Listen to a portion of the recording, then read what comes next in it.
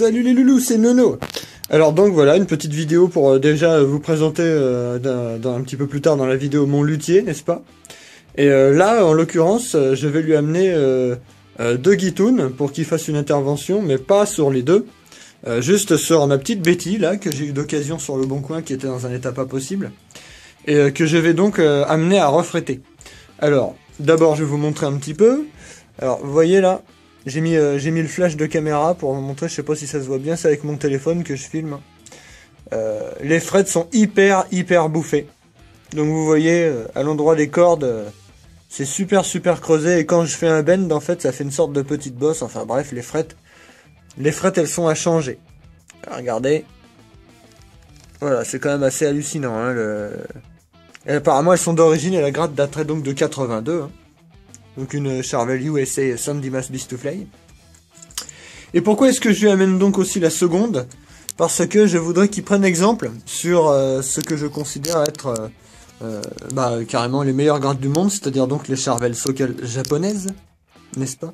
Avec ma petite Death in White, parce que celle-là en fait présente exactement ce que je veux sur une touche, c'est-à-dire, vous voyez, c'est quelque chose que je vous ai jamais vraiment montré en fait, une sorte de micro-scalopage de la touche. À chacune des cases, vous voyez, il y a un micro-scalopage du bord qui favorise vraiment les bends et qui montre que pour 690 €, ces guitares-là, c'était juste les meilleures du monde pour un tel niveau de qualité, pour un tel prix, un tel fretage et un tel soin en fait. Donc voilà. Ça, bonjour, c'est le public de ma frangine, hein, elle lit tout ce genre de merde. Donc là, en fait, voilà, je vais lui amener ça, et puis je vais lui demander de réaliser le même travail sur elle que sur elle, avec des frettes neuves, extra jumbo Bistuflay de la mort. Voilà, bah alors c'est parti chez le luthier. Alors, coucou les loulous, alors me voilà chez mon luthier, que voici. Coucou, coucou Michael, alors est-ce que tu pourrais te présenter un petit peu, chef? Ok. Alors moi je suis Michael D'Acosta et je moi qui fabrique les guitares DAC. Donc le petit logo, on a peut-être l'occasion tout à l'heure de montrer. Voilà, on va montrer un petit peu tout à l'heure. Le petit logo qui a une forme un petit peu de papillon, et en fait c'est le DAC. Donc voilà. Voilà, DAC pour D'Acosta. Voilà, c'est ça. Voilà, donc alors là, dans un instant, on va voir un petit peu ton travail, ce que tu réalises et tout. Mais moi aujourd'hui, donc, je suis venu te voir pour quelque chose que tu fais de manière un petit peu récurrente. Ouais. Donc là c'est les guitares que tu m'as apportées. Ouais. Donc en fait il y a celles dont je vais me servir, voilà, copier pour mettre sur celles sur la guitare que tu veux qu'elle soit rectifiée. Voilà. Donc voilà. Donc c'est ça. Donc sur cette guitare, donc il y a un modèle King Charvel, donc un modèle USA. Ouais. En fait, je vais donc refaire le fretage, hein, parce qu'il y a quand même une usure de fretage. Ouais, tu vois, au début de la vidéo, j'avais montré un petit peu le fretage qui est vraiment bien bouffé quand même. Hein. Ouais, c'est ça. Donc le fretage, il est un peu usé. Bon, les extrémités, enfin, genre que les aigus, ça va, mais bon, toute l'autre partie, les frettes sont quand même plates et écrasées. Ouais, alors ça veut dire que la personne a beaucoup joué en accord. Hein. C'est ça, ouais. Donc c'est quelqu'un qui a beaucoup joué, et puis c'est aussi déjà un instrument qui a déjà subi une planimétrie. Ah, ça voilà, je ne saurais pas te dire, c'est toi le spécialiste. Parce que souvent quand on part sur un fretage neuf, en fait on peut, enfin, entre deux frettages, il y a quand même une période souvent intermédiaire, c'est qu'on peut faire une planimétrie, c'est-à-dire qu'on va enlever l'usure. D'accord. Mais pour ça, on part vraiment sur une frette qui est neuve, qui est juste un peu usée, on planifie, et souvent après, pour la deuxième partie, les frettes sont trop basses, c'est trop, on peut pas rectifier comme on veut, bon. Donc du coup, on fait sauter le fretage. Et ça, donc, les planimétries ou planifications, tu le réalises aussi, ça? Absolument, ouais. Donc tu fais refratage, planimétrie. Voilà. Tout l'entretien des guitares, vous pouvez lui amener à Michael. Tu peux nous dire où tu es situé d'ailleurs? Alors moi je suis à Sambin, au sud de Blois dans le Loir-et-Cher. Donc Sambin, de toute manière, dans la description de la vidéo, je mettrai toutes les infos pour te contacter. Hein. Ouais. Donc voilà. Ok. Donc là, je vais changer le fretage, hein, ton fretage, on va mettre de la frette neuve. Ok. Hein. En même temps, on va repartir sur un scié. Alors soit on part sur un scié laiton, ou soit on partira sur un scié os. Hein, voilà. Hein. Bon, alors comme guitare à peu près célèbre qui est munie d'un scié en laiton, il y a les Stratocaster Signature Malmsteen par exemple. Ouais. Voilà. Et sinon un scié en os, si les dimensions Voilà. Si les dimensions le permettent. Quoi qu'il en soit, tu vas virer donc ce scié-là qui est d'origine, absolument. Voilà. Ouais. On va partir sur un scié hausse. Okay. Et puis du coup, je vais te rectifier la touche, comme tu me l'as demandé, c'est en fait de scaloper un peu entre chaque fret. En fait, c'est plutôt un chanfreinage un petit peu accentué aux extrémités de la touche. Voilà, c'est ça. Alors si je t'ai amené justement cette deuxième guitare, c'est pour te servir un petit peu de entre guillemets, voilà, parce qu'en fait, comme j'ai montré au début de la vidéo, chaque case présente un travail individuel, si tu veux. Ouais.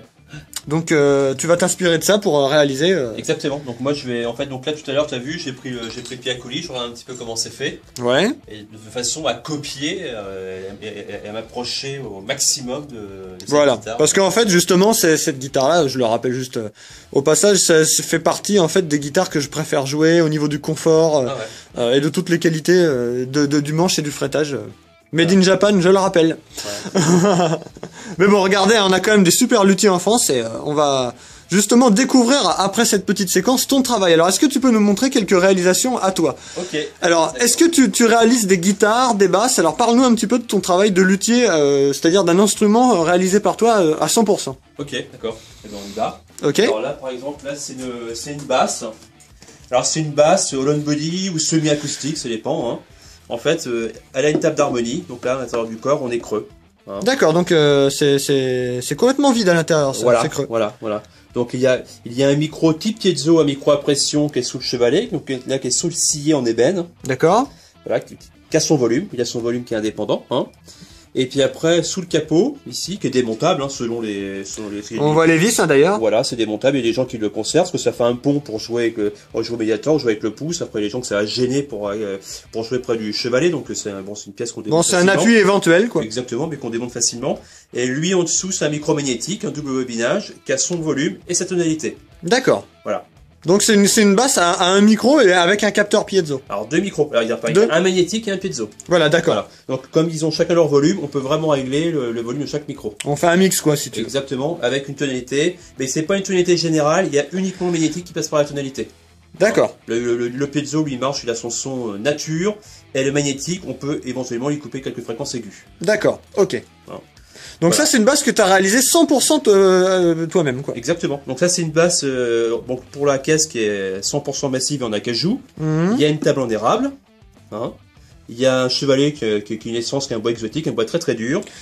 Déjà moi en tant que non luthier, si tu veux, moi je vois déjà le travail manuel quoi, si tu veux sur cette guitare là, c'est vraiment de la guitare, de la basse pardon. C'est une basse à la commande, hein, je suppose. Oui, c'est ça, ouais, exactement. Ouais. Bon, ça c'est un modèle que je fais, ça c'est mon modèle Synergie, c'est un modèle que je fais depuis 1999. D'accord. Et en fait que je fais en 4, 5, 6 corps, en électrique pure, c'est-à-dire à corps plein, solid body, ou alors avec une table d'harmonie. Voilà, alors la justification de la présence de la table d'harmonie, c'est pour donner un son plus profond au piezo, c'est ça? Voilà, exactement. D'accord. Voilà. Et puis c'est un peu plus sonore qu'on la joue acoustique. Hein, il a quand même un timbre et un volume qui est supérieur comme une basse pleine. D'accord. Et puis ce grain acoustique, on le retrouve aussi évidemment à l'amplification avec le piezo. Alors je vois sur la tranche, il y a 2 jacks, on dirait, non? Ouais, il y avait 2 jacks à l'origine, il y en a un qui était démonté. Parce qu'au départ, j'avais même fait le test d'isoler les micros. C'est-à-dire que chaque micro avait une sortie de jack indépendante. D'accord, donc là en fait on a juste une sortie de mix générale. Voilà, parce qu'en fait c'est compliqué. Bon, c'était bien d'avoir une sortie de chacune, c'est vrai qu'on pouvait vraiment mieux les mélanger. Par contre, bon, tous les amplis basses sont pas forcément des entrées, 2 entrées c'est clair. égales. Donc là en fait ton manche il est comment? Alors il est vissé? Voilà, ça, alors ce modèle-là, c'est un manche vissé.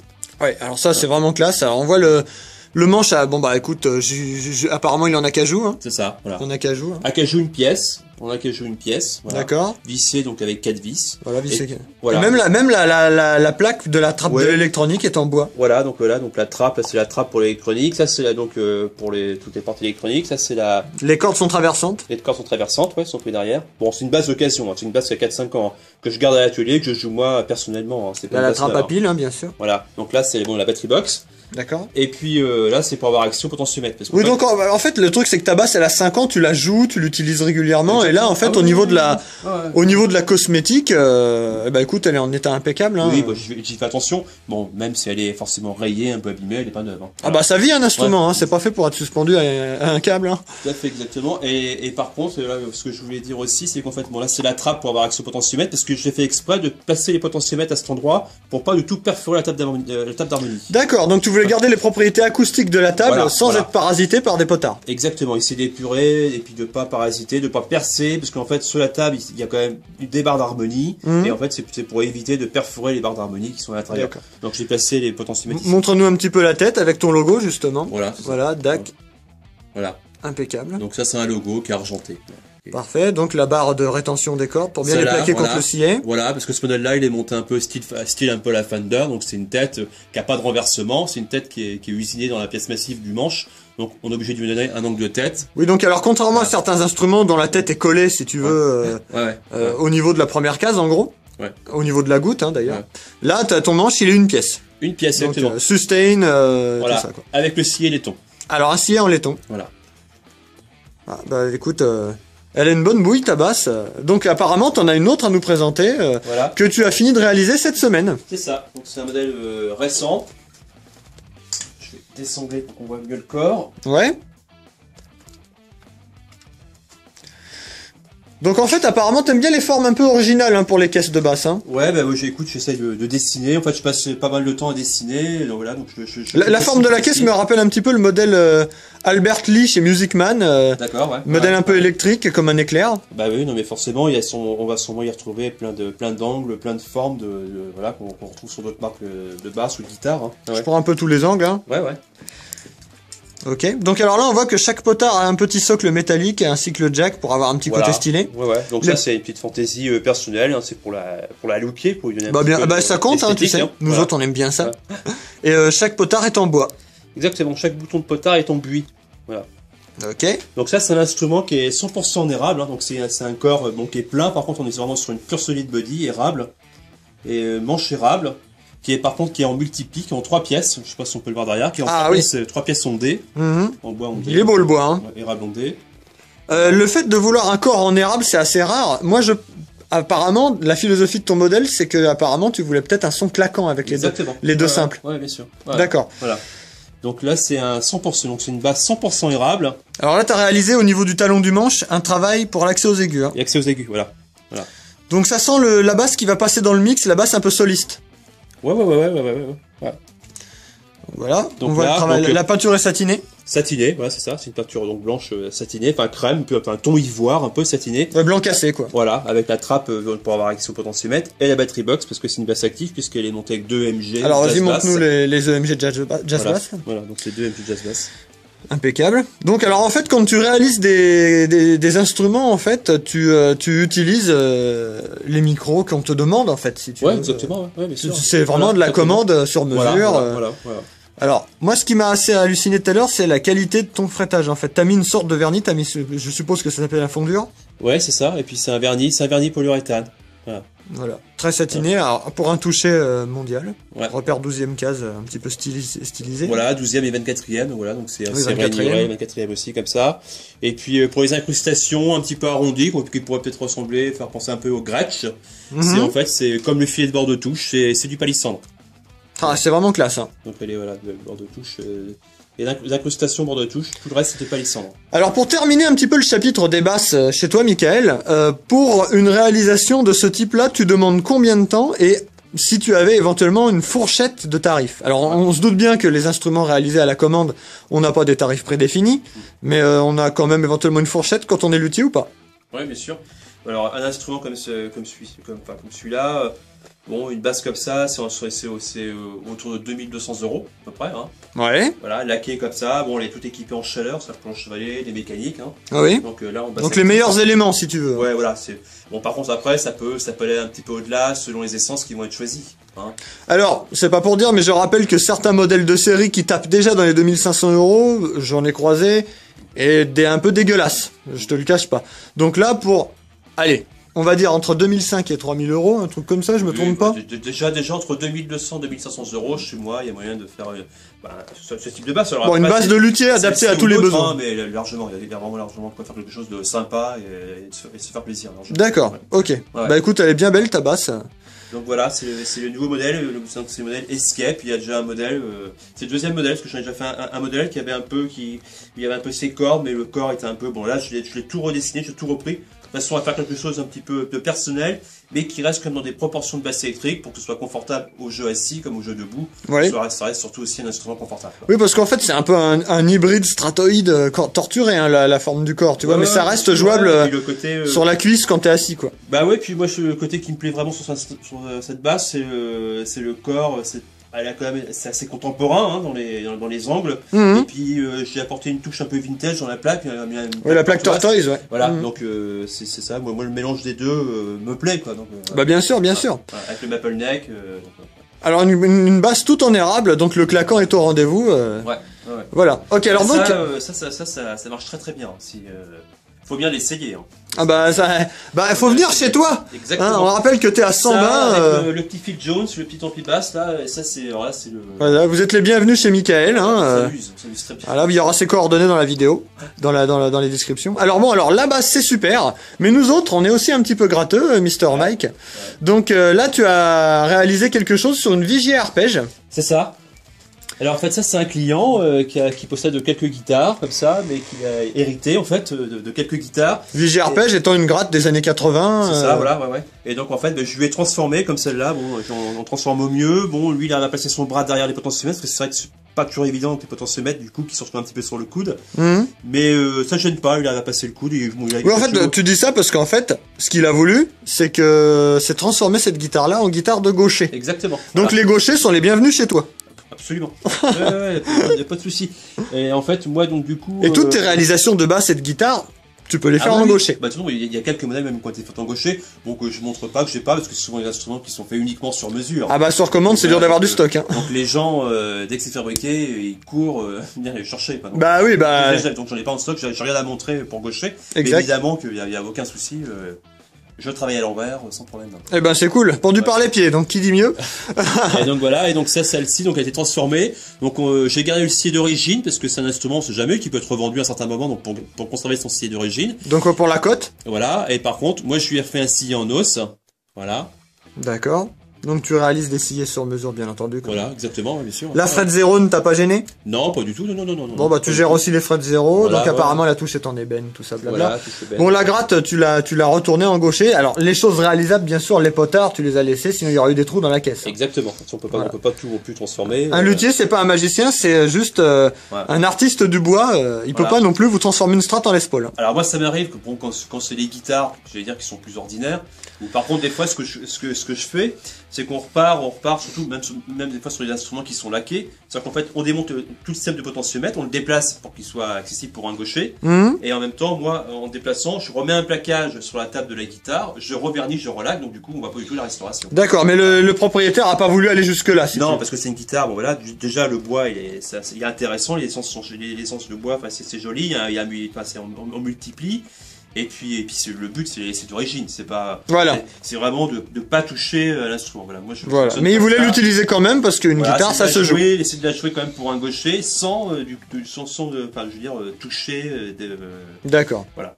Mais alors là c'est une transformation de guitare. Mais alors tes guitares à toi, Mike. Alors mes guitares à moi, je suis pas très riche parce que c'est pareil, je les réalise uniquement sur mesure. Bah, je fais quelques électriques, hein, on pourra aller voir sur mon Facebook ou même j'ai un site sur le net où on voit les modèles que j'ai déjà réalisés. Voilà, bah de toute manière dans les commentaires de la vidéo sur la fanpage Facebook, tu interviendras, il y aura ton profil et tout pour ceux qui veulent te contacter. Hein. Voilà. Alors par contre j'ai quand même une guitare à montrer. Alors montre-nous. Parce que je réalise comme ça aussi des guitares, ce qu'on appelle l'archtop. Voilà, donc une archtop. Voilà, donc une guitare. Alors celle-là, elle est typée jazz, hein, ça se voit tout de suite. On va pas faire du Metallica avec, forcément. Non, pas du tout. même elle est pour les régler assez basses, et ça c'est plutôt confortable. Donc on peut même jouer, on peut se faire plaisir en rock, on peut se faire plaisir. Ah bah Ted Nugent, hein, avec c'est Birdland, hein, c'est Gibson Birdland qui était dans le même style à peu près. Hein. Donc voilà, donc ça c'est une archtop. Alors elle est entièrement massive, hein, donc en bois cintré, donc les éclisses et le fond, hein, qui en multiplie. Donc là, on est sur de l'érable et sur des bandes de palissandre pour le dos. Ouais. Hein. De toute façon, c'est un instrument bicolore. Donc là, pour la caisse, on est d'accord, on est érable, fond, éclisse, filet de palissandre et bande de palissandre. La table d'harmonie, elle est massive et en épicéa. Oui, épicéa, j'allais le dire. Donc épicéa, donc sculpté, travaillé. Hein. Et puis après, pour le manche, on est en multipli pareil, d'érable avec, et on retrouve aussi les bandes de palissandre comme il y a sur la caisse. Voilà. Sur T'as la- voulu garder les PCA pour la table parce qu'en fait, tu voulais garder un côté très acoustique, en fait. Exactement. Parce que c'est un classique, ce bois-là, dans les grattes acoustiques. Alors, regardons le boulot du talon qui est quand même assez... Voilà, bon, alors c'est pareil, elle est pas super, elle est pas toute neuve non plus, hein. Ah non, mais il faut pas s'excuser d'utiliser son matos, hein. Moi, c'est les guitares que je garde, que j'ai là un petit peu. C'est plutôt pour montrer aux clients, mes clients quand ils passent à l'atelier, ça fait toujours un instrument à voir, ça permet de voir un petit peu le boulot, de voir un petit peu les choses et puis d'essayer, de prendre un peu de temps d'essayer les instruments. Parfait. Voilà. Donc là, t'as mis du grover, hein, en donc bain d'huile. Voilà, c'est le groover type la mécanique type impérial. Ah oui, en les bain clés d'huile. sont un petit peu plus classe que les clés standards, en gros. Voilà. Et puis donc voilà, donc c'est une tête pareil qui est en multipli, mais où je rajoute derrière un plaquage d'un bois foncé, un palissandre et un plaquage après que je fais en érable derrière. Alors montre-nous un petit peu la tête pour ton logo et tout, s'il te plaît. Voilà. Donc là, on voit le travail. Alors, tous les détails sont vraiment, c'est le cache de truss rod est en bois. Voilà. Le support de logo, si je puis appeler ça comme ça, est en bois aussi. Ouais. Ça c'est une incrustation en palissandre sur tête de manche. Ouais, c'est juste beau, quoi. Voilà. Donc là on revient, donc on est sur un sillet pareil en os, hein. Et ça, donc, je rappelle que c'est une guitare réalisée 100% par toi. Bien sûr. Ouais. Et je vois que le binding de touche est en palissandre. En palissandre avec une partie avec un filet d'érable. Alors en fait la touche est ébène. Ouais, c'est clair. La touche est en ébène. Il y a un filet d'érable et un filet de palissandre. Et tu as serti les frettes au-dessus du binding pour pouvoir affretter plus facilement. Exactement. N'est-ce pas, messieurs de chez Gibson, qui frettent en dessous du binding? Merci. Ouais. Et puis donc avec les incrustations, les rappeurs de notes, c'est des incrustations de buis. Du buis? C'est du buis. Ouais. D'accord. Voilà.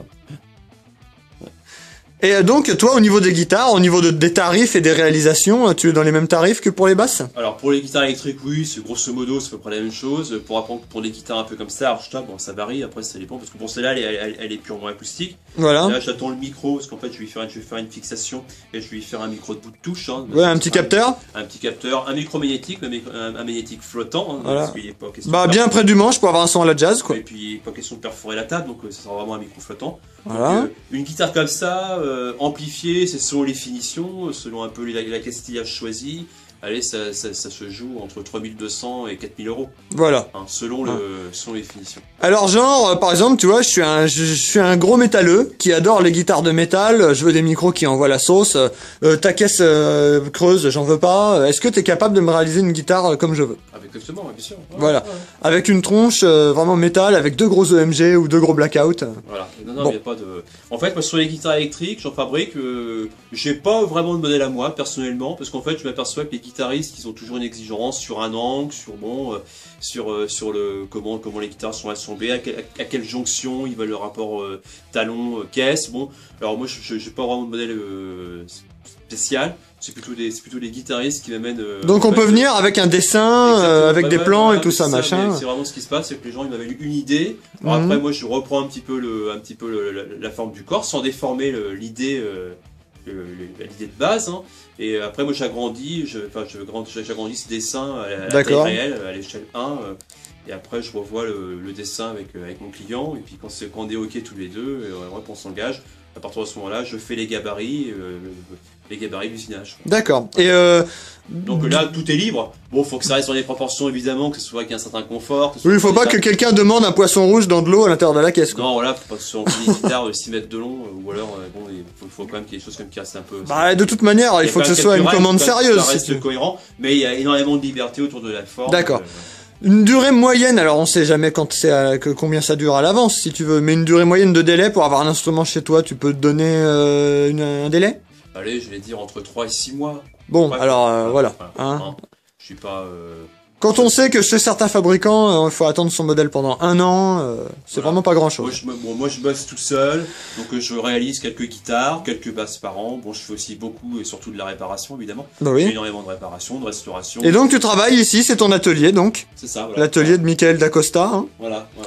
Avec tous ces appareils avec des noms absolument imprononçable pour moi, je sais pas, une fraiseuse ou alors une ponceuse ou je sais pas quoi. Ouais, mais il y a un peu de tout, des scianes ponceurs, des sciages sans tourner, Voilà. de l'outillage manuel. Et puis après, j'ai une pièce à côté aussi, à côté de cette pièce-là, où il y a uniquement les machines d'usinage, quoi. Voilà, là donc il y a un corps de basse en réalisation. Voilà, c'est ça, voilà. Et là, tu suspends les guitares qui t'ont été confiées. Alors, moi, je vois, et tu m'en as parlé un petit peu tout à l'heure, il y a une Jackson Randy Rhodes qui n'est pas spécialement une guitare très très chère. Hein. Tu peux, Non.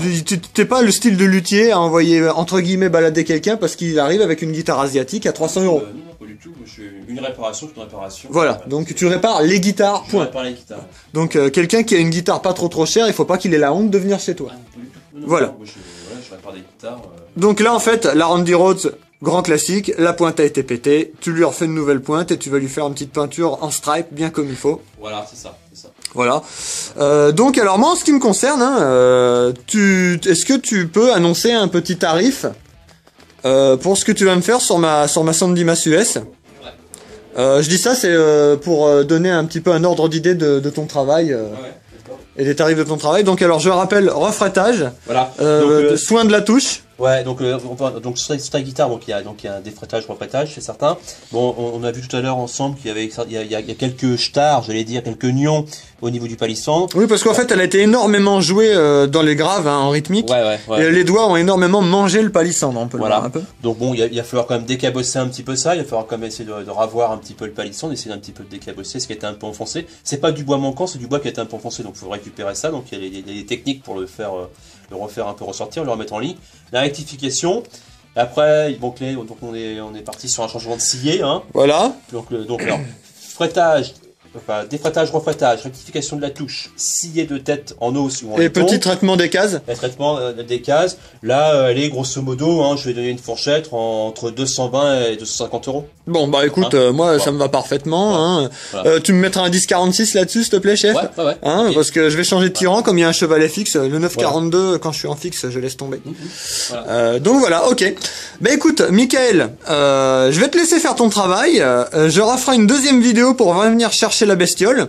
D'ici là, t'auras peut-être chopé une petite électrique avec des micros bien sympathiques. Et puis, bah écoute, je m'en vais et je te laisse bosser. À plus, Mike. Ok, ciao, à bientôt.